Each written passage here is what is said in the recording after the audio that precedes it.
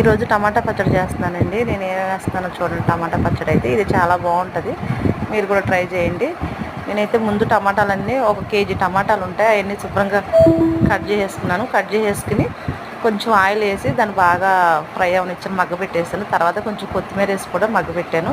అది మొత్తం వాటర్ అంతా ఎగిరే వరకు మనం ఫ్రై చేసుకోవాలి. మొత్తం అంతా ఎగిరిపోవాలి వాటర్ అంతా.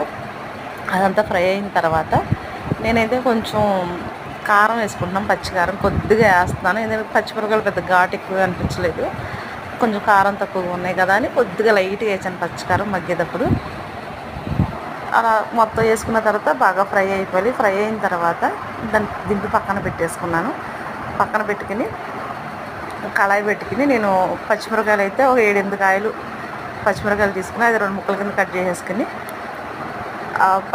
కొద్దిగా ఆయిల్ వేసుకుని కళాయిలు వేరే కళాయి పెట్టుకుని కొంచెం ఆయిల్ వేసుకుని పచ్చెనపప్పు, మినపప్పు, ఆవాలు, జీలకర్ర బాగా ఫ్రై అయిన తర్వాత ఈ పచ్చిమిర్చి కూడా ఉన్నాయి కదండి, అవి కూడా వేసి ఫ్రై చేసేసుకున్నాను. ఫ్రై అయిపోయిన తర్వాత కొంచెం చింతపండు అయితే పక్క గిన్నెలో కొద్దిగా నానబెట్టుకున్నమాట, దానికి సరిపడగా. ఎక్కువ కాకుండా తక్కువ కాకుండా కొంచెం నార్మల్గా, ఎక్కువ పులుపు కాకుండా సమానంగా కొద్దిగా మనం తినేటట్టు వేసుకుని అలా కొంచెం నీళ్ళ నానబెట్టుకున్నా. కొంచెం ఇప్పుడు ఏంటంటే నేను టమాటాలోనే మగ్గబెట్టేసుకున్నాను చింతపండు వేసుకుని. ఈసారి అది వేరే మగ్గబెట్టాను కదా టమాటా ముక్కలు, ఇవి కూడా వేరే ఫ్రై చేశాను అనమాట. తర్వాత కొద్దిగా ఎల్లిపాయ రబ్బలు కూడా వేసుకుని ఈ చింతపండు నానబెట్టి మిక్సీ గిన్నెలు వేసుకుని ముందు ఇవన్నీ మిక్సీ పెట్టేసిన తర్వాత ఇంకా కొద్దిగా సాల్ట్ వేసుకున్నాను, అవన్నీ మిక్సీ పెట్టేశాను.